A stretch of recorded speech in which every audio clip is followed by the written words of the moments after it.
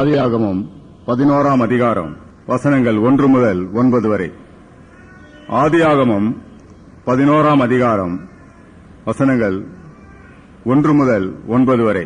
ஆதியாகமத்திலே பரிசுத்த ஆவியானவருடைய நடபடிகள் அல்லது பணிகள் என்பதை தியானித்துக் கொண்டு வருகிறோம். இன்றைக்கும் நாம் வாழ்கிற உலகத்திலே கடவுள் இருக்கிற மாதிரி தெரியலீங்களே அப்படின்னு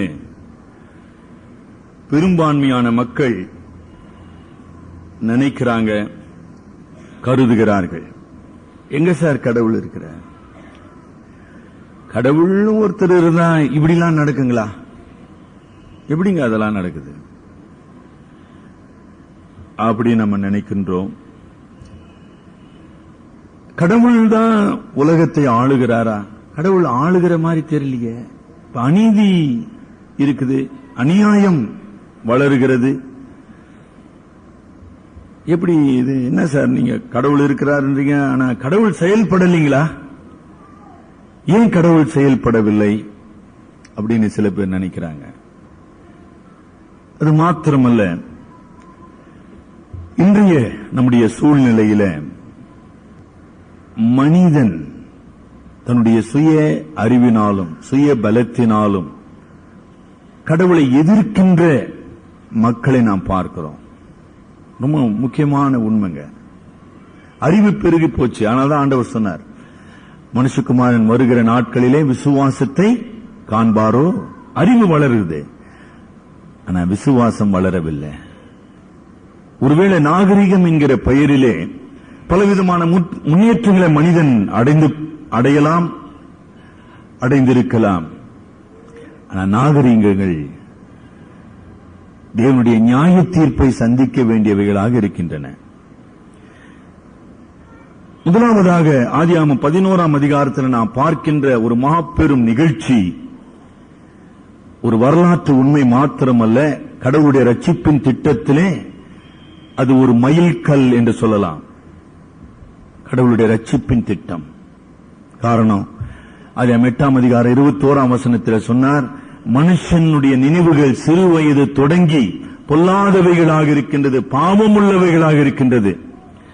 இப்படிப்பட்ட மனிதனை நான் அழிப்பதற்கு பதிலாக ரட்சிக்க விரும்புகிறேன். 11ஆம் அதிகாரம் ஒரு கதை அல்ல, கற்பனை அல்ல, சரித்திரபூர்வமான ஒரு நிகழ்ச்சி என்பதை நாம் அறிந்திருக்கிறோம். சமீப நாட்களிலே இதற்கான புதைப்பொருள் ஆராய்ச்சியாளர்கள் இந்த ஊர் தேசத்திலே, அதாவது ஆபிரகாம் வாழ்ந்தாரே கல்தேய நாகரிகத்தின் ஊர் என்கிற தேசம், அங்கு இப்படிப்பட்ட கோபுரங்கள், கோயில்கள், பலிப்பீடங்கள் கட்டப்பட்டிருக்கிறது. இன்றைக்கு தோண்டி எடுக்கப்படுகின்றன. இந்த 11ஆம் அதிகாரத்துக்குள்ளே நாம் நுழையும் போது 2 உண்மைகளை நம்முடைய பின்னணியாக கொண்டிருக்க வேண்டும்.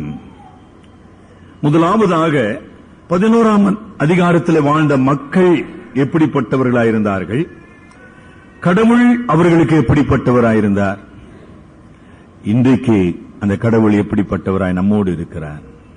8-9 ஆதியாகமம் 8-9 அதிகாரங்களிலே கடவுள் எப்படிப்பட்டவர் என்பதை நாம் மிக தெளிவாக பார்க்கிறோம்.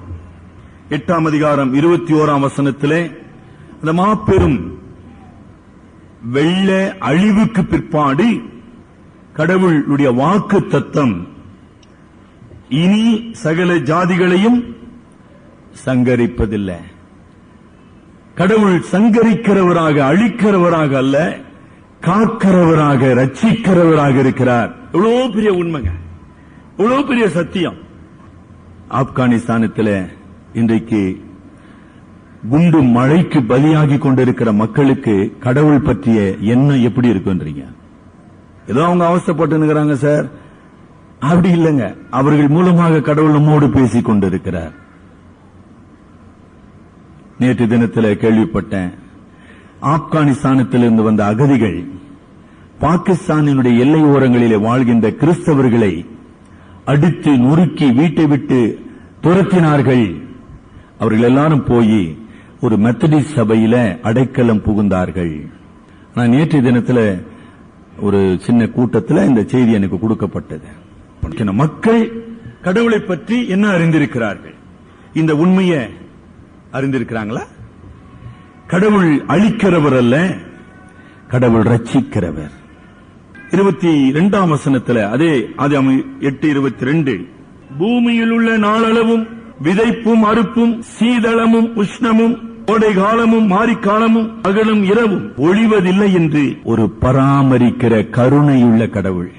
மக்கள் அப்படி அங்கீகரிக்கிறாங்களா? அன்றைக்கு எப்படி மக்கள் சிந்தித்தாங்க, இன்னைக்கு எப்படி மக்கள் சிந்திக்கிறாங்க? A merciful God. மனிதன் தன்னுடைய பாவத்தின் நிமித்தமாக, தன்னுடைய கீழ்ப்படியாமை நிமித்தமாக, தன்னுடைய நன்றிகெட்ட தன்மையின் நிமித்தமாக, தன்னுடைய துரோகத்தின் நிமித்தமாக கடவுளுடைய தண்டனைக்கு உரியவன். தண்டனைக்கு உரிய பாவியின் மீது அவர் நீடிய பொறுமை உள்ளவராக பருவ காலங்களை, இயற்கையின் ஈவுகளை நன்மையினாலே மனிதனை காக்கிறவராக, பராமரிக்கிறவராக இருக்கிற fatherhood of God. Do people recognize that? ஏன் மக்கள் ஆராதிக்கவில்லை? கடவுள் எங்க சார் இருக்கிறார்? யார் சார் கடவுள் பார்த்தது? கடவுள் எங்க சார் உதவி செய்றார்? The fatherhood of God. கடவுள் ஒரு பரம தகப்பனாக பிள்ளைகளுக்கு இறங்குகிறது போல இறங்குகிறார் என்கிற தெளிவு அல்லது உணர்வு அல்லது நம்பிக்கை எத்தனை கோடி மக்கள் மத்தியில் இருக்குதுங்களா? உங்களுக்குள்ள இருக்குதான்னு முதல்ல முடிவு செய்யுங்க. கடவுள் அப்படிதான் இருக்கிறார். அது மாத்திரமல்ல, ஆதியாகமம் 9ஆம் அதிகாரம் 1ஆம் வசனம், ஆசீர்வதிக்கிற ஒரு கடவுள். அப்படியே அழகா பாருங்க. இதுல என்ன ஒண்ணும் புரியறதுக்கு ஏதாச்சும் கஷ்டம் இருக்குதுங்களா? ஒரு கஷ்டமும் கிடையாது. ஆனா ஏன் நம்ம புரிந்து கொள்ளவில்லை? நம்முடைய தொழுகை பயபக்தியோடும் உண்மையோடும் பரிசுத்தத்தோடும் நன்றி அறிதலோடும் ஏறெடுக்கப்பட வேண்டும். கடவுள் இன்னும் ஆசீர்வதிக்கிறவராகவே இருக்கிறார். He promises. அது 9ஆம் இவைகளெல்லாம் நாம படிச்சோமே. இனி நான் சங்கரிப்பதில்லை. இனி காலங்கள் மனிதனுடைய வாழ்வுக்கு இன்றியமையாத நன்மைகள், இயற்கையின் நன்மைகள் இனி மாறுவதில்லை என்கிற வாக்குறுதி 9ஆம் வசனத்தில் தேவன் அவர்களை ஆசீர்வதித்து நீங்கள் பலுகி பெருகி பூமியை நிரப்புங்கள். என்ன அருமையான ஒரு கடவுள்! சுதந்திரம் என்று சொல்லுகிறோம். 9ஆம் அதிகாரத்தில் கடவுளால மாற்றி அமைக்கப்பட்ட ஒரு உலகம். மறுபடியுமாக பாவம் மனிதனுக்கு சுதந்திரத்தை தேவன் தந்தார். சுதந்திரம். இந்தியாவுக்கு 47ஆம் ஆண்டு சுதந்திரம் கொடுக்கப்பட்டது. யாரிடத்திலிருந்து? வெள்ளையன் ஆட்சியிலிருந்து. ஆனா கருப்பனின் ஆட்சியிலிருந்து நமக்கு இன்னும் விடுதலை வரலீங்களே. நான் என்ன சொல்றேன்னு உங்களுக்கு புரியும் நினைக்கிறேன். வெள்ளையனே வெளியேறுன்னு குரல்லாம் கொடுத்தோம். ஆனா கூட இருக்கிற கருப்பை நம்மளை காட்டி கொடுத்து கொண்டு இருக்கிறானே, அதுல இருந்து என்ன சுதந்திரம் வரலையே சார். இதான் மனிதன். ஆனா கடவுள் எவ்வளவு நல்லவருங்க. God still believes the failing man. தோல்வி கடவுளுக்கு நல்லா தெரியும். தோல்வியுறுகிற மனிதனை இன்னும் நம்புகிறவராக இருக்கிறார், இன்னும் ஆசீர்வதிக்கிறவராக இருக்கிறார், இன்னும் அவனுக்காக கவலைப்படுகிறவராக இருக்கிறார். அதனால்தான் கடவுள் எல்லையற்ற கிருபை நிறைந்தவர் என்று சொல்லுகின்றோம். கடவுளுடைய கிருபைக்கு அளவு கிடையாது. பூமிக்கு வானம் எவ்வளவு உயரமா இருக்கிறதோ அவ்வளவு தூரமா அவருக்கு பயந்தவர்களுக்கு அவருடைய கிருபை இருக்குது. என்ன ஆச்சரியமான ஒரு கடவுள்! Just imagine. பலுகி பெருகி பூமியை நிரப்புங்கள் பா. அவ்வளவுதானுங்களா? 10ஆம் வசனத்தில் ஆதியாகமம் 9:10, மேக்கிங் காட், உடன்படிக்கையின் தேவன். கர்த்தர் என்கிற பதமா உடன்படிக்கையின் தேவன் என்கிற பொருள் உடையது. அதான் சரியான கருத்து. எங்கெல்லாம் நீங்க கர்த்தர் கர்த்தர்னு படிக்கிறோம், இப்ப படிக்கிறீங்களா? கர்த்தர் கர்த்தர். அந்த கர்த்தர் என்கிற பதம் உடன்படிக்கை செய்கிற தேவன், உடன்படிக்கையின் தேவன், உடன்படிக்கையை காக்கிற தேவன் என்கிற அர்த்தம். He is Lord. இல்லைங்களா? எவ்வளவு அற்புதமான தேவன்! உடன்படிக்கை செய்கிறவர். அந்த உடன்படிக்கையில மாறாதவராயிருக்கிறார்.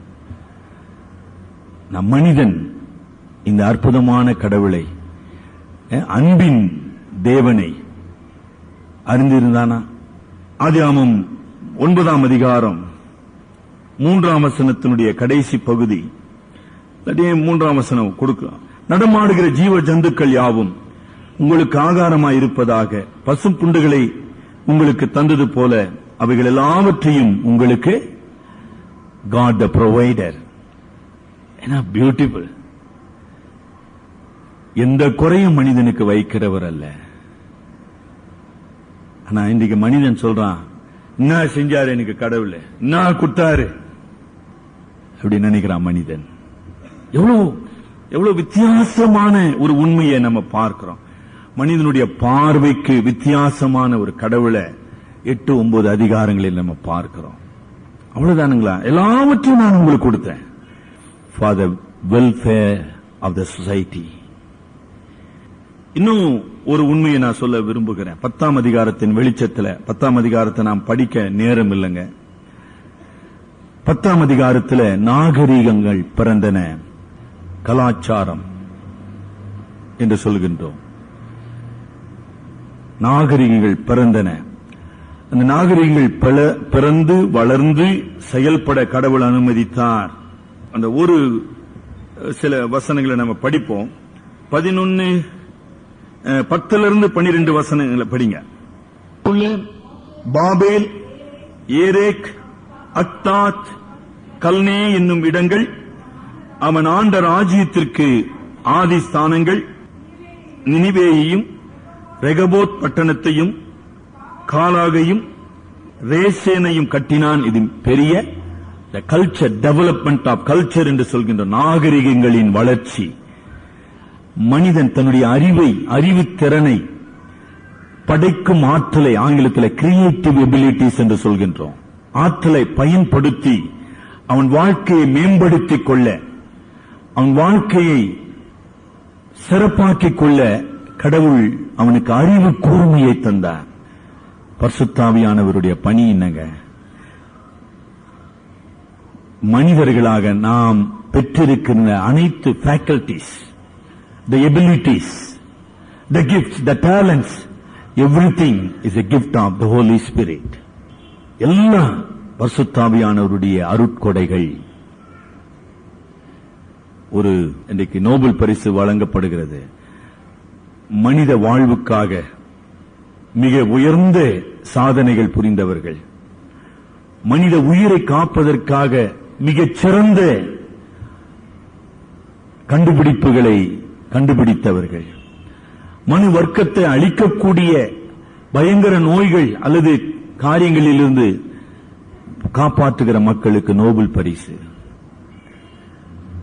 ஆங்கிலத்தில் நோபல் என்கிற சொல்லுக்கு கருத்து மிகச் சிறப்பானது என்று அர்த்தம். அதுல ஒரு உண்மை மறந்திருக்கு. நோபல் காஸ், மிக உயர்ந்த, மிகச் சிறந்த, மிக உன்னதமான பணியை பாவ மனிதன் செய்ய முடியும். அதை செய்ய வைக்கின்றவர் பரிசுத்தாவியானவர். என்ன மார்வலஸ்! இன்னைக்கு டெக்னாலஜி, மின்னணி, கம்ப்யூட்டர் வேர்ல்ட், ஸ்பேஸ் ரிசர்ச், என்ன மார்வலஸ், ஃபேண்டாஸ்டிக். இத்தனை அறிவு கூர்மையும் கடவுள் பாவ மனிதனுக்கு, உண்மையற்ற மனிதனுக்கு, நன்றியற்ற மனிதனுக்கு, தன்னை தானே அழித்துக் கொள்ள முற்படுகின்ற மனிதனுக்கு அருளுகின்றார். அதுதாங்க மார்வலஸ் ஒண்டர். என்னால அதை புரிந்து கொள்ளவே முடியல. நம்ம இன்னமும் அன்பு அன்புன்னு சொல்லி இருக்கிறோம். I can't really understand the expense of His grace.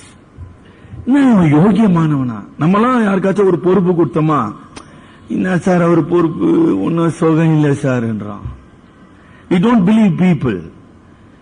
கொஞ்சம் வயசாக அப்படி ஆயிடுவோம் போல இருக்குது நம்ம எல்லாம். ஆனால் தான் மாமியாருங்களாம் மருமகளை திட்டினேங்கிறாங்க, இன்னத்த செய்யறாவ அப்படின்னு. இல்ல, it is one of the weaknesses. அதாவது நாம ரொம்ப நேர்மையா இருக்கிறோம், நாம ரொம்ப உண்மையா இருக்கிறோம், நம்பி மற்றவங்களாம் நம்பாத போயிடுறோம். ஜஸ்ட் இமேஜின், கடவுள், ஒரு பரிசுத்தமுள்ள கடவுள் பாவ மனிதனை நம்புகின்றார். உங்களால அதை do you understand that? இன்றைக்கு உங்களை என்னைய நம்பி எத்தனையோ நம்ம குழந்தைகளை நம்ம கையில கொடுத்திருக்கிறார். இதாங்க 8, 9, 10 அதிகாரங்களிலே நாம் பார்க்கின்ற கடவுள். அந்த கடவுள் யார்? மனிதனுடைய வாழ்வுக்காக செயல்படுகின்ற ஒரு கடவுள், மனிதனை வாழ வைக்கும் ஒரு தெய்வம்,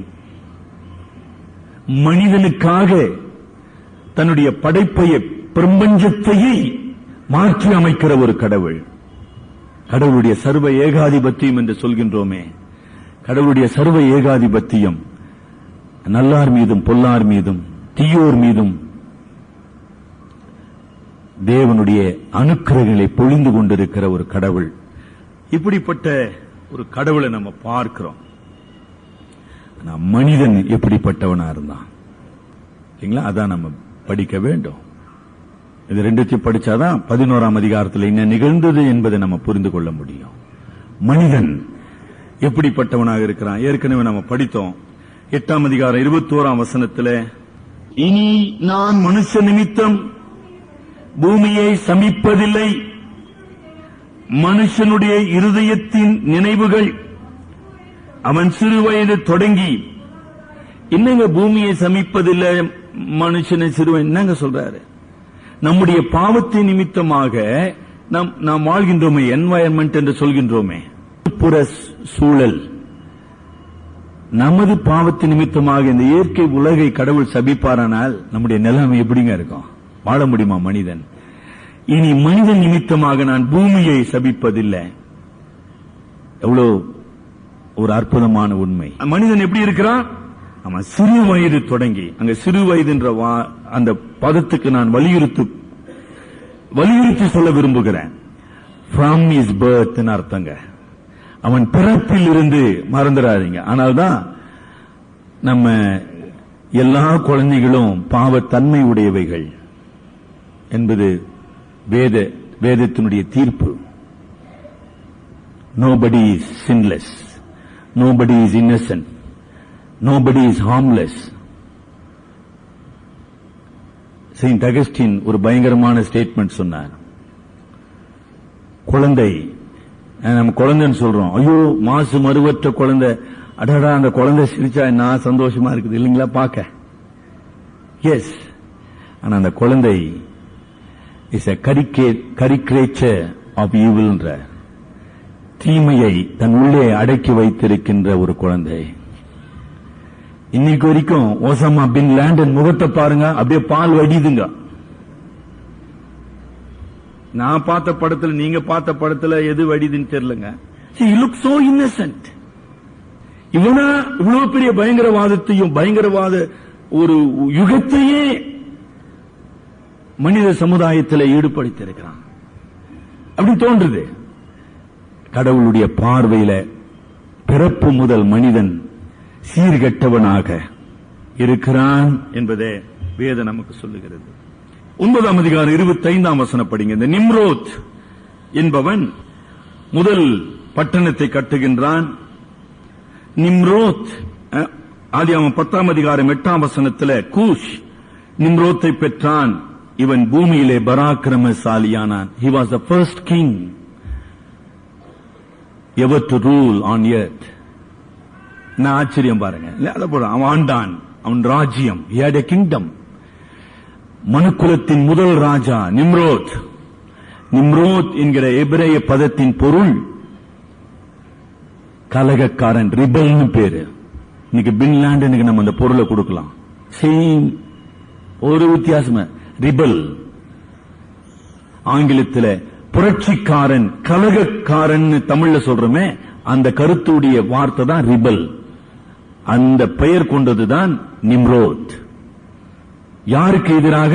படைத்த கடவுளுக்கு எதிராக, அன்பின் தெய்வத்துக்கு எதிராக, பராமரிக்கும் தகப்பன் உள்ளத்துக்கு எதிராக, கருணை கடலுக்கு எதிராக கலகம் செய்கின்றவன் நிம்ரோத்.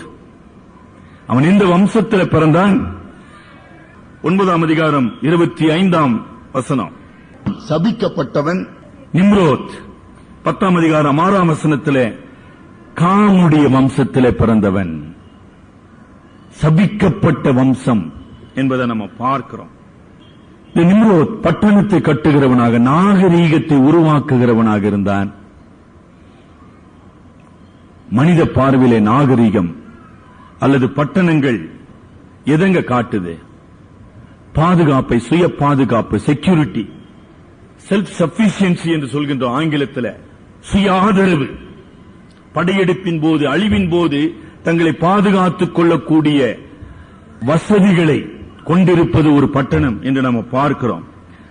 Self satisfaction. ஏன் இன்றைக்கு இந்திய நாட்டிலிருந்து அமெரிக்காவுக்கு ஓடிக்கொண்டிருக்கிறார்கள் மக்கள்? ஐயா, அங்க ஏராளமா ரிசோர்சஸ் இருக்குதுங்க, அடடா என்ன பாதுகாப்பு, அடடா என்ன பெனிஃபிட்.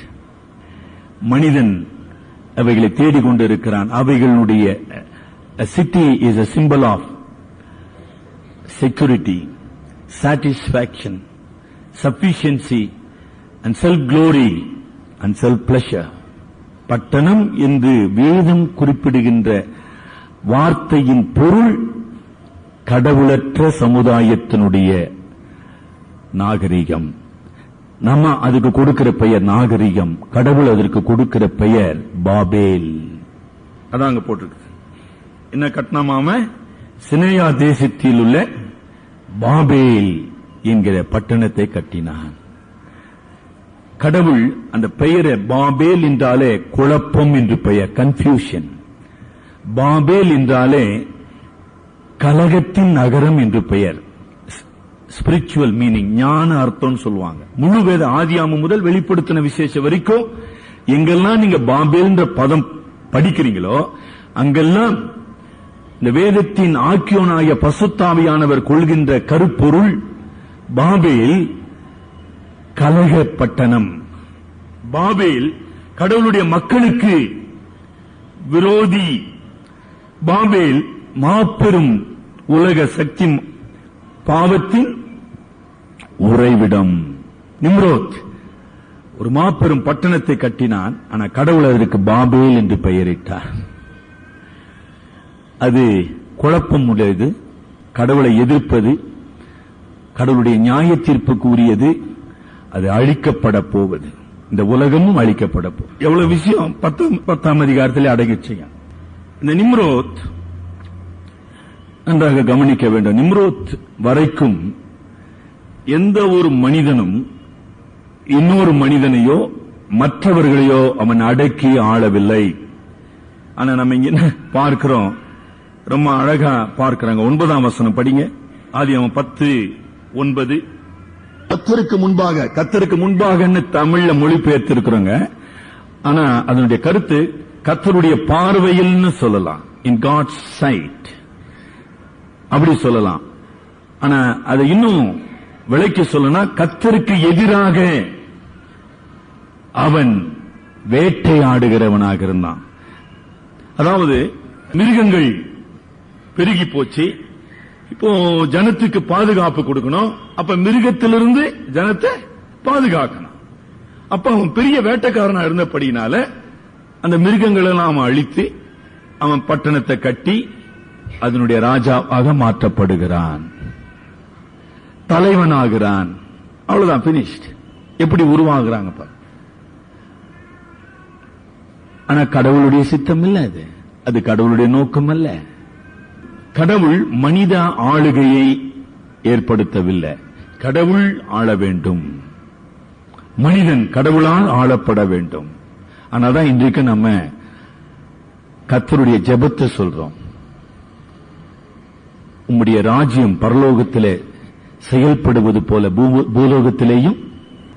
ஆக கடவுளுடைய ராஜ்யம் பூலோகத்திலே மனிதரிலே செயல்பட கூடாதபடி மனிதனுடைய ஆட்சி அங்கு குறுக்கிடுகிறது. அப்படிதான் நிம்ரோத்.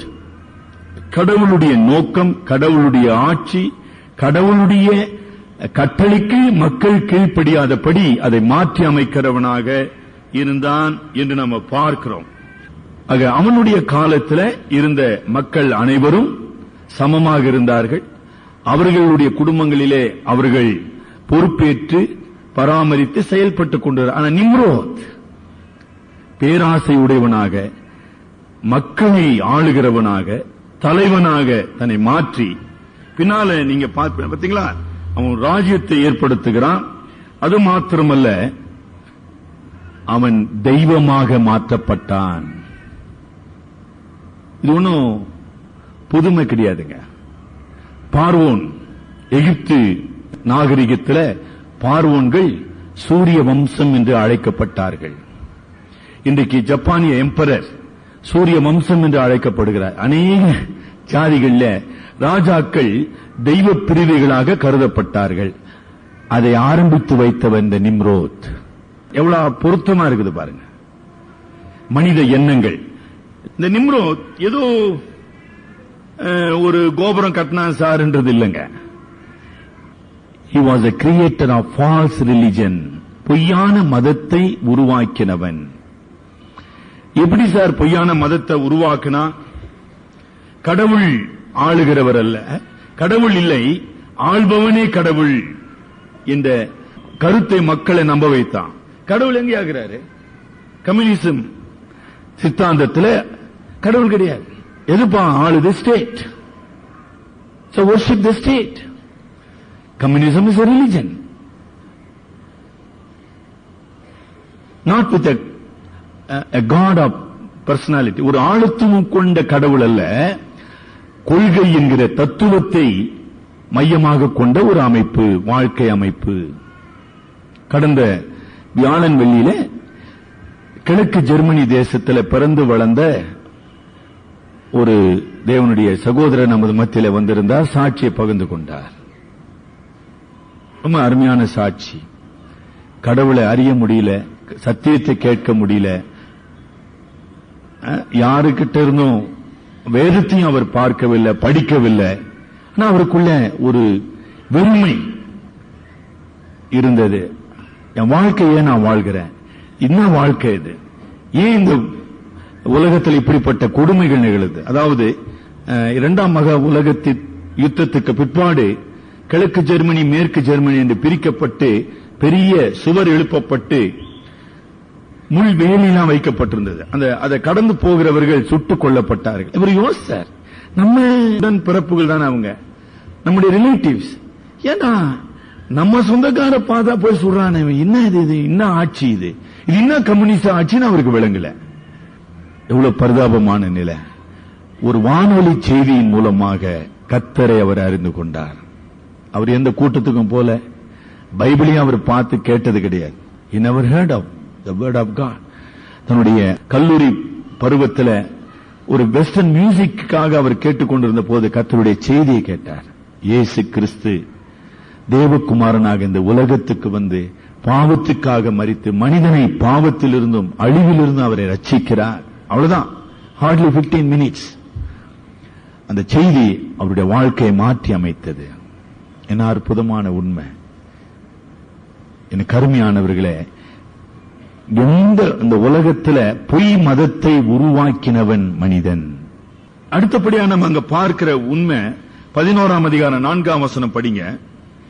பின்னும் அவர்கள் நாம் பூமியின் மீதெங்கும் சிதறி போகாத படிக்கு நமக்கு ஒரு நகரத்தையும் வானத்தை அளாவும் சிகரமுள்ள ஒரு கோபுரத்தையும் கட்டி நமக்கு பேர் உண்டாக பண்ணுவோம் வாருங்கள் என்று சொல்லிக் கொண்டார்கள். 6ஆம் வசனத்தினுடைய பிந்தின பகுதியில சக்தியே கடவுள், சக்தியே கடவுள் என்கிற ஒரு கான்செப்ட். ஆள்பவனே கடவுள், தெய்வீகம், தெய்வம் என்கிற ஒரு கான்செப்ட் உருவாவது. பாத்தீங்களா? யார் சார் கடவுளே? ஆள்பவன், த ரூலர். எது சார் சக்தி? சக்தி வாய்ந்தது, உலக சக்தி வாய்ந்தது கடவுள் என்று மனிதன் நினைக்க ஆரம்பித்தான்.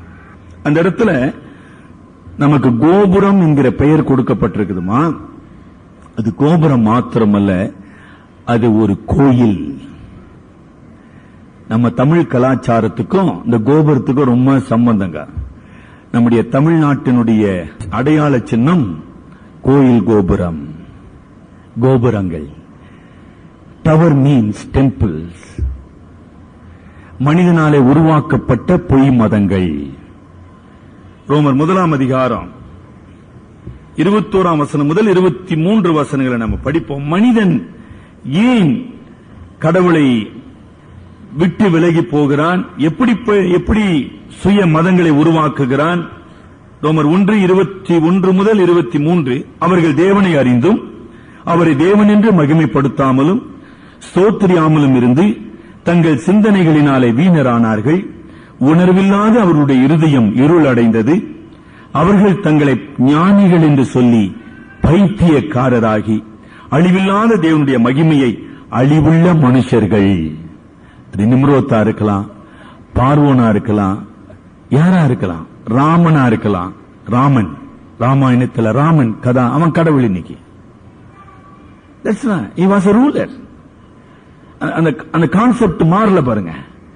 There are similarities in various cultures and religion. It's very basic. ஆக மனுஷர்கள், பறவைகள், மிருகங்கள், ஊரும் பிராணிகள் ஆகிய இவைகளுடைய ரூபங்களுக்கு ஒப்பாக மாற்றினார்கள். ஆக ஏதோ அவன் பட்டணத்தை கட்டினான், கோபுரத்தை கட்டினான் இல்லங்க, மக்களை கடவுளை ஆராதிப்பதிலிருந்து, கடவுளுக்கு கீழ்ப்படிவதிலிருந்து, கடவுளை கனப்படுத்தலிருந்து அவன் வழிவிலக செய்தான். அதாங்க பயங்கரமான காரியம். அதான் பயங்கரம். அதுதான் தேவன் அவருடைய முயற்சியை நியாயம் தீர்க்க வேண்டியதாய் இருந்தது. பாபேல் கோபுரம் பாவம் மனிதனுடைய பேராசையின் சின்னமாக இருக்குது. பேராசையின் சின்னம், பாவ மனிதனுடைய பேராசையின் சின்னமாக அது இருக்குது. அவனுடைய ஒரு பயனற்ற முயற்சியின் சின்னமாக இருக்குது. A futile enterprise. இந்த கோபுரம் கடவுளுடைய அழிவிலிருந்து நம்மை காக்கும். ஏங்க அப்படி கட்டினானுங்க? ஓ, வெள்ளம் வந்ததுப்பா. எப்படிப்பா வந்துச்சு? மலைகளுக்கு மேலெல்லாம் வெள்ளம் வந்துச்சு. அப்ப நம்ம என்ன கட்டணும்? கடவுளுடைய அழிவிலிருந்து தப்பிக்கொள்ளும்படியாக, வெள்ளத்திலிருந்து தப்பிக்கொள்ளும்படியாக என்ன கட்டணும்? உயரமான வானமெல்லாம். அப்ப கடவுளுடைய வார்த்தையை அவங்க நம்பினாங்களா? இனி நான் சங்கரிப்பதில்லை. இதை நம்பினாங்களா அந்த ஜனங்க? நம்பல, நம்ப விடல. அதான் அதனுடைய அர்த்தம். பாபேல் கோபுரம் மனிதனுடைய பாவமான பேராசைக்கு அடையாளமாயிருந்தது. தேவனுடைய கோபத்திலிருந்து தப்பிக்கொள்ள முயற்சி எடுக்கின்ற ஒரு பயனற்ற முயற்சி, வீணான முயற்சி, a futile enterprise. மூன்றாவது நம்ம என்ன பார்க்கிறோம்? இந்த பாபேல் அவங்க நம்ம பலமா கட்டினாங்க, உயரமா கட்டினாங்க. கடவுளுடைய பார்வையில அது மணல் கோட்டை, மண்மேடு, அவ்வளவுதான், நத்திங், ஒன்றும் கிடையாது. நான்காவதாக பாபேல் கோபுரம் மனிதனுடைய ஞானம் என்கிற பெயரில் இருந்தாலும் மனிதனுடைய வடிகட்டின முட்டாள்தனத்துக்கு அடையாளம். அப்ப ஒரு காமெண்டேட்டர் ஜார்ஜ் வில்லியம்ஸ் சொல்றாரு, நீங்க கலாச்சார நினைவு சின்னங்கள்லாம் திருப்பி பாருங்கன்றார். பாபேல் மாத்திரமல்ல, இன்னைக்கு அந்த பாபேல் நகரத்தில் கட்டப்பட்டிருக்கிற ஒரு பலிப்பீடத்தை கண்டுபிடிச்சு வைத்திருக்கிறாங்க. ஆனா நீங்க ஆதி நாகரிகத்தினுடைய கலாச்சார சின்னங்களை பாருங்க. எகிப்தில பிரமிட பார்க்கிறோம், ஒரு முட்டாள்தனத்தின் சின்னம். It is a symbol of foolishness of man. எகிப்து ராஜா செத்துட்டா, அவன் ராஜாவோடு கூட அவனுடைய பணிவிடையாளர்கள், வேலையாட்கள், சொந்தக்காரன், அவனுடைய பொஞ்சாதிகள், பிள்ளைகள் அத்தனை பேரும் அடக்கம் பண்ணணும். இது ஒரு ஞானமா? என்னடா நம்பிக்கைன்னா, திடீர்னு ராஜா முழிப்பாரு, உயிர் வந்துடும், அவருக்கு பணிவிடை செய்யணுமா எல்லாரும்? இன்னா அறிவுங்க, அப்பா அறிவு கொழுந்துன்றோம். இதுதான் பிரமிடு. என்னங்க பிரமிடு? எகிப்து நாகரிகத்தினுடைய அடையாளம். நீங்க ரோம் நகருக்கு செல்வீர்கள், கொலோசியம் என்கிற ஒரு மாபெரும் ஸ்டேடியம், நீங்க ஸ்டேடியம் சொல்றோம் இல்லீங்களா, அது உருவாக்கப்பட்ட ஸ்டேடியத்தை நீங்க பார்க்கலாம். கொலோசியம்னு பேரு. இந்த கொலோசியத்தில் என்னங்க நடந்தது? கிபி 2ஆம் நூற்றாண்டு முதல் 4ஆம் நூற்றாண்டு முடிய கொடுமை நடந்தது, கொடூரம் நடந்தது. அப்பாவி மக்கள் மிருகத்துக்கு பலியாக்கப்பட்டார்கள். விளையாட்டு என்கிற பெயரிலே ரத்தம் சிந்தப்பட்டது. கிளாடியேட்டர்ஸ் என்று சொல்லுவாங்க. மனிதனுடைய முட்டாள்தனத்தின் நினைவு சின்னங்களாக வைக்கப்பட்டுள்ளன. இப்படியே பேசினே போலாம். தாஜ்மஹால் என்னங்க, காதல் சின்னம். அது காதல் சின்னமா? அது கண்ணீரின் சின்னமாக அது கட்டினவருக்கே மாறி போச்சு. நீங்க வரலாற்று படிச்சீங்கன்னா தெரியுங்களா உங்களுக்கு? ஷாஜகான் கண்ணீர் விட்டு சிறை கைதியாக மரித்து போனான். தோல்வியின் சின்னம். 20ஆம் நூற்றாண்டின் மாபெரும் டெக்னாலஜி மார்வல் என்று சொல்லக்கூடிய வேர்ல்ட் ட்ரேட் சென்டர், 110 அடுக்குகள் கொண்ட மாளிகைகள் சில நிமிடங்களில மண்மேடாக்கப்பட்டது. மனிதனுடைய முட்டாள்தனம் எங்கிருந்து எங்க வந்துட்டோம் பாருங்க. அதான் உண்மை. மனிதனுடைய பொய்யான மதம், பொய்யான நம்பிக்கை, வீணான முயற்சி, கடவுளுடைய நீதியை விட்டு, கடவுளை தொழுது கொள்வதை விட்டு, கடவுளுக்கு கீழ்ப்படிதலை விட்டு, கடவுளுக்கு எதிராக கலகம் புரிந்து தன்னுடைய சுய நலத்துக்காக நமக்கு பேர் உண்டாக போட்டுக்கிறது பாத்தீங்களா, நாம் சிதறி போகாத படிக்கு 9ஆம் அதிகாரம் 1ஆம் வசனத்தை சொன்னார். கடவுள் நீங்கள் பலுகி பெருகி பூமி எங்கு நிரப்புங்கள், இது கடவுளுடைய சித்தம். மனிதனுடைய முயற்சி என்னங்க, நாம் சிதறி போகாத படிக்கு நமக்கு ஒரு நகரத்தை கட்டுவோம். அதனுடைய முடிவு என்னமா? அழிவு. அது எதுனா இருக்கு, எந்த நாகரிகமா இருக்கட்டுங்க, செய்தியினுடைய முடிவுக்கு வரணும். ஆனா கடவுளுடைய பார்வையில பாபேல் எப்படிப்பட்டதா இருந்தது? மனிதனுடைய அனைத்து செயல்களையும் கடவுளுடைய சர்வ ஆளுகை ஆண்டு நடத்துகிறது என்பதை இந்த படிப்பினை கற்றுக் கொடுக்குது. God's providence is overruling every act of man. அது எதுனா இருக்கலாம், பின் லாடனா இருக்கலாம், ஹிட்லரா இருக்கலாம், முசோலினியா, whoever let it be. கடவுளுடைய சர்வ ஆளுகை மனிதனுடைய அத்தனை செயல்களையும் ஆண்டு நடத்துகிறது என்பதை நம்ம பார்க்கிறோம். கடவுளுடைய நியாய தீர்ப்பிலிருந்து மனிதனுடைய எந்த முயற்சியும் அவனை காக்க முடியாது என்பதை பாபேல் நமக்கு உணர்த்துகிறது. எந்த பாதுகாப்பும் அவனை பாதுகாக்க முடியாது என்பதை நமக்கு உணர்த்துகிறது. அது மாத்திரமல்ல, பாபேல் மனிதனுடைய அநீதியின் மீது கொடுக்கப்படுகின்ற நீதியான தண்டனையாக இருக்குது. ஆங்கிலத்தில் it is a retributive justice என்று சொல்லுகிறார். கடவுளுடைய நீதியான தண்டனை எதன் மீது? அநீதியின் மீது. ஏன்னா நீங்க பாபேல் கோபுரம் கட்டும் பொழுதுங்கம்மா, ஏதோ it is not a fun. அங்கு நிம்ரோத் ராஜாவாக மாறுகிறான், அவனுக்கு கீழே ஒரு அமைப்பு உருவாகுது, ஸ்ட்ரக்சர், அதிகார வர்க்கம். ஆக மனிதன் மனிதனை ஆளுகின்றான், மனிதன் மனிதனை கொடுமைப்படுத்துகின்றான், மனிதன் மனிதனை அடிமைப்படுத்துகின்றான். அது மாத்திரமல்ல, மனிதன் கடவுளிடத்திலிருந்து மனிதனை பிரித்து விடுகின்றான். ஆகையினாலே அது நியாயம் தீர்க்கப்பட வேண்டும். அதே நேரத்தில் பாபேலுடைய நியாய தீர்ப்பு மனிதனுடைய நன்மைக்காக இருந்தது. ஆண்டவர் என்ன செய்தாரு? அவருடைய பாஷையை மாற்றி தாறுமாறாக்கி போடுவதனாலே அவர்களை பிரித்தார். பிரித்ததினாலே மனுக்குலம் வாழச் செய்தார். கடவுள் நியாயம் தீர்த்தார். ஆனா அந்த நியாய தீர்ப்பிலும் ஒரு கருணை. அதான் பாபேல். சரி, ஏன் இந்த மக்கள் பாவம் செய்தார்கள்? அது எப்படிப்பட்ட பாவம் செய்தார்கள்? பரிசுத்த ஆவியானவர் எப்படிப்பட்ட நன்மைகளை இந்த நிகழ்ச்சியின் மூலமாக வெளிப்படுத்தினார் என்பது பார்ப்போம். அவர்கள் 11ஆம் அதிகாரத்தில் நாம் பார்க்கின்ற ஆதி மனுக்குலம் செய்த பாவங்கள் என, இன்றைக்கு அதே பாவங்களை மனிதன் செய்து கொண்டிருக்கிறான். முதலாவது உண்மை, கடவுளுடைய இரக்கத்தை அறியாத நன்றி கெட்ட மனிதன். இந்த வெள்ளத்திலிருந்து மனுக்குலத்தை காப்பாற்றி இவ்வளவு பெரிய பூமியை, செழிப்பான பூமியை சுதந்திரமாக கொடுத்த கடவுளை, வாக்களித்த கடவுளை,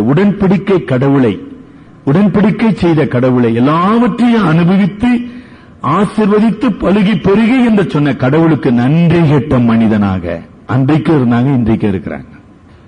இரண்டாவதாக, சார் பரிசுத்தவான் செயல்படுறான்னு கடவுள் இதன் மூலமா பேசணும் நம்மோடு கூட, இல்லீங்களா? 11ஆம் அதிகாரத்தை பார்ப்பீர்களானால், நோவாவினுடைய மூத்த மகனாகிய சேமனுடைய வரலாற்றை நீங்க பார்ப்பீங்க.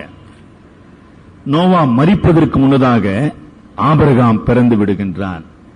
ஏறக்குறைய ஆபிரகாம் பிறந்து 60 ஆண்டுகள் கழித்து தான் நோவா மரிக்கிறார். ஆக நோவா என்கிற தீர்க்கதரிசி வாழ்ந்து கொண்டிருக்கிறான். நோவாவின் மூலமாக ஒரு மாபெரும் ரட்சிப்பை தேவன் கட்டளையிட்டார். அந்த ரட்சிப்புக்கு அடையாளமாக ஒரு தீர்க்கதரிசி இருக்கிறான். கடவுள் யார்? கடவுளுடைய நீதி என்ன? கடவுளுடைய கிருபை என்ன? கடவுளுடைய ரட்சிப்பு என்ன? இதுக்கெல்லாம் ஒரு அங்க சாட்சி இருக்கிற விட்னஸ், லிவிங் விட்னஸ். நோவா ஜலப்பிரளயத்துக்கு பதிலாக 350 ஆண்டுகள் உயிரோடு இருந்தான். சேமின் வம்சவழியினர் நோவாவினுடைய உண்மைகளை எடுத்து சொல்லிக் கொண்டிருந்தாங்க. ஆனா நிம்ரோத்தின் வம்சவழியினர் கடவுளுடைய சத்தத்தை அலட்சியப்படுத்தி அடக்கி போட்டார்கள். கடவுள் நியாயம் தீர்க்கிறார், நம்ம திடீர்னு நியாயம் தீர்க்கிறது இல்லைங்கம்மா. அதனால்தான் நம்ம பழமொழி சொல்லுவாங்க, அரசன் அன்று கொள்ளும், கடவுள் நின்று கொள்ளும். கடவுள் பொறுமையுள்ளவராக இருக்க இல்லையா? முதலாவதாக ஒரு அன்புள்ள, பராமரிக்கின்ற, உடன்படிக்கை செய்கின்ற, ஆசீர்வதிக்கிற கடவுளுக்கு நன்றி கெட்ட மனிதனாக மக்கள் அங்கு காணப்படுகிறார்கள். இரண்டாவதாக கடவுளுடைய சத்தியத்தை போதித்துக் கொண்டிருந்த மக்களை அலட்சியப்படுத்தி அடக்கி போட்டார்கள் என்று நம்ம பார்க்கிறோம். It is all the sins against the Holy Spirit. இன்றைக்கு மனிதனோடு பரிசுத்த ஆவியானவர் பேசிக் கொண்டிருக்கிறார். செயல்களின் மூலமாக, வாழ்க்கையின் சூழ்நிலைகளின் மூலமாக, கொடுக்கப்பட்ட நன்மைகளின் மூலமாக, இவர்களின் மூலமாக கடவுள் பேசிக் கொண்டிருக்கிறார். ஆனால் மனிதன் அதை அலட்சியப்படுத்துகிறான், அதை அடக்கி போடுகிறான். வெள்ளத்தை குறித்த, வெள்ளம் வந்தது இல்லைங்களா, வெள்ளத்தை பற்றிய அடையாளங்கள் அங்கங்கு இருந்ததுன. நல்லா விளங்குதுங்களா? வெள்ளம் வந்ததுக்கான அடையாளம் அங்க இருந்தது. எதுமா காமிக்குது வெள்ளம்?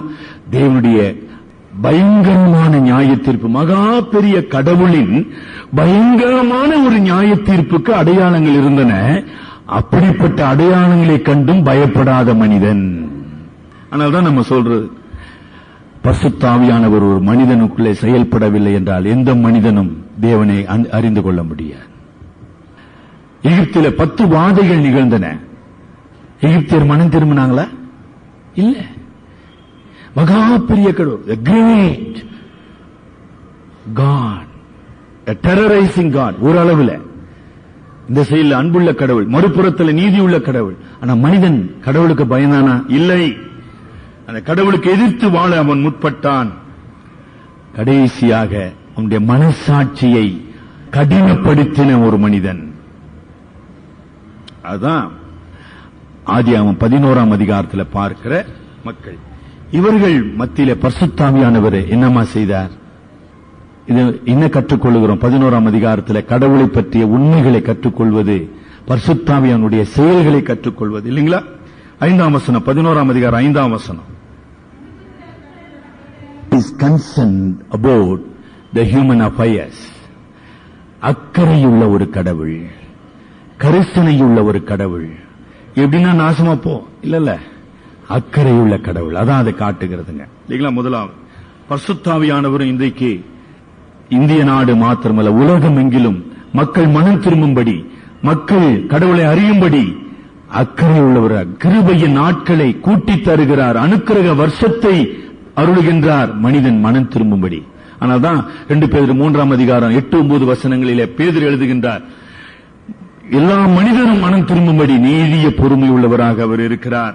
அடுத்தபடியாக நாம் அங்க என்ன பார்க்கிறோம்? 11ஆம் அதிகாரத்தில் மனிதனுடைய துச்செயல்களை கடவுள் தடுக்கிறார் அல்லது முறியடிக்கிறார். It's God's doing. பரிசுத்த ஆவியானவரும் கூட ஆங்கிலத்தில் the spirit of God restrains man from evil. Hitler போன்ற எவ்வளவு பெரிய கொடிதான மனிதர்கள் இந்த உலகத்தில் வந்தாலும் மனுக்குலத்தை அழிக்காத படிக்கு அந்த பயங்கரமான கொடுமையிலிருந்து, தீமையிலிருந்து காக்க செய்கின்றார் பரிசுத்த ஆவியானவர். It is the Holy Spirit who restrains man. உங்களை என்ன எடுத்துக்கொள்ளுங்க, நம்ம எவ்வளவு பாவம் செய்ய முடியும், எவ்வளவு தீமை செய்ய முடியும், என்னென்னமோ செய்ய முடியும். சொல்றோம் இல்லீங்களா? கொன்னுறோம் பாருன்றோம், ஏன் சொல்றோம்? ஆமா, நம்முடைய பாவிகள் தான் பாவத்தன்மையிலிருந்து, அதனுடைய வீரியத்தின் கொடுமையிலிருந்து நம்மை காக்கிறவராக பரிசுத்த ஆவியானவர் இருக்கின்றார். அது எவ்வளவு பெரிய கிருபை. அநீதியான மக்கள் மீது சரியான நேரத்தில் நியாயமான தீர்ப்பை வழங்குகிறார். God's judgments is timely and just. நீதியானது, சரியானது. அது குஜராத் ஆனாலும் சரி, ஒரிசா ஆனாலும் சரி, நியூயார்க் ஆனாலும் சரி, ஆப்கானிஸ்தான் ஆனாலும் சரி, எதுவானாலும் சரி, ஒரு நீதி உள்ள கடவுள் சரியான நேரத்தில் சரியான தீர்ப்பை வழங்குகிறார். நாம் ஏற்கனவே பார்த்த வண்ணமாக நியாய தீர்ப்பில் கருணை என்பது கலந்திருக்கிற ஒரு உண்மை. பாவ மனிதன் தனக்கு பேர் உண்டாக தேவனுடைய நீதியான தீர்ப்பிலிருந்து தப்பிக்கொள்ளும்படியாக பாபேல் என்கிற நகரத்தை கட்டினான். ஆனால் கடவுள் உங்களுக்காக எனக்காக அழியாத நகரத்தை பரலோகத்திலே கட்டி கொண்டிருக்கிறார். மனிதனுடைய கட்டுமான பணிகள் பூமியை அஸ்திபாரமாக கொண்டது. கடவுளுடைய நகரம் பரலோகத்திலிருந்து இறங்கி வருகிறது. நீங்களும் நானும் எந்த நகரத்தை கட்டி கொண்டிருக்கிறோம்? 2 நகரங்கள் தான் இந்த உலகத்தில் உண்டு. நம்முடைய நேரம், நம்முடைய உழைப்பு, நம்முடைய லட்சியம், இந்த 2ல 1ல இருக்கணும். உன்னை மனித நகரமாகிய பாபேலை கட்டி கொண்டிருக்க வேண்டும், அல்லது கடவுளுடைய நகரமாகிய எருசலேமை கட்டி கொண்டிருக்க வேண்டும். தலைவன் இங்கு ஜெபிப்போம். கடவுளுடைய கருணையை, கடவுளுடைய இரக்கத்தை உணர்ந்தவனாக கடவுளுக்கு நான் நன்றி செலுத்துகிறேனா? என்னுடைய தொழுகை நன்றி உள்ளதாக, பயபக்தி உள்ளதாக, மகா பெரிய கடவுளுடைய வல்லமையை அறிந்து அவருக்கு முன்பாக பயத்தோடும் நடுக்கத்தோடும் வாழ்கிற மனிதனாக நான் இருக்கிறேனா? சுய புத்தியின் மேல் சாய்ந்து, சுய ஞானத்திலே சாய்ந்து கடவுளை எதிர்க்கிற கலக குணமுள்ளவனாக நான் இருக்கிறேனா? கடவுள் எனக்கு தந்த நன்மையான ஈவுகள், ஆவியானவர் எனக்கு தந்த திறமைகள், அறிவு திறன்கள், சிறப்பு பண்புகள், இவைகளை பாபேல் என்கிற அழிவுக்காக பயன்படுத்துகிறேனா, அல்லது தேவனுடைய நகரமாகிய திருச்சபை கட்டப்படும்படியாக பயன்படுத்துகிறேனா? எதை எதிர்நோக்கி வாழ்கிறேன்? எதை கட்டுகிறவனாக இருக்கிறேன்? Do I build with God or do I build against God? கடவுளுக்கு எதிராக கட்டுகிறேனா, கடவுளோடு சேர்ந்து கட்டுகிறேனா? எனக்கு அருமையான வாலிப சகோதரி சகோதரியே, கடவுளை நிராகரித்த நிம்ரோத், கடவுளை நிராகரித்த ஆதிக்கால மக்கள் நியாயம் தீர்க்கப்பட்டார்கள் என்பதை மறந்து போக வேண்டாம். மனம் திரும்ப வேண்டும். மனம் திரும்புவோமா? அன்புள்ள ஆண்டவரே, கிருபையுள்ள இரட்சகரே, கல்வாரி சிலுவையிலே நீருமை வெளிப்படுத்தின இந்த மாபெரும் அன்பை நாங்கள் நோக்கி பார்க்க உதவி செய்யும். நோவாவின் வெள்ளம் அல்ல ஆண்டவரே, கல்வாரியின் அன்பு வெள்ளம்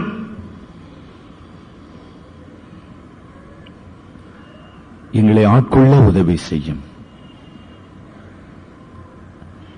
நீர் கருணை கடலாக வெளிப்பட்டீரே, அந்த கருணை கடலுக்குள்ளாக எங்களை நாங்கள் வைத்துக் கொள்ள உதவி செய்யும். இந்த உலகத்தையும், உலகத்தினுடைய மேன்மைகளையும், உலகத்தினுடைய மனிதர்களையும், உலகத்தினுடைய சக்திகளையும் நம்பி எங்கள் வாழ்க்கையை நாங்கள் அழித்து போடாதபடி சிருஷ்டிக்கர்த்தர் இரட்சகருமாகிய உமக்கென்று வாழ்கின்ற பாக்கியத்தை எங்களுக்கு அருளும். எங்கள் அருமை இரட்சகர் மூலம் ஜெபிக்கிறோம் பிதாவே, ஆமேன்.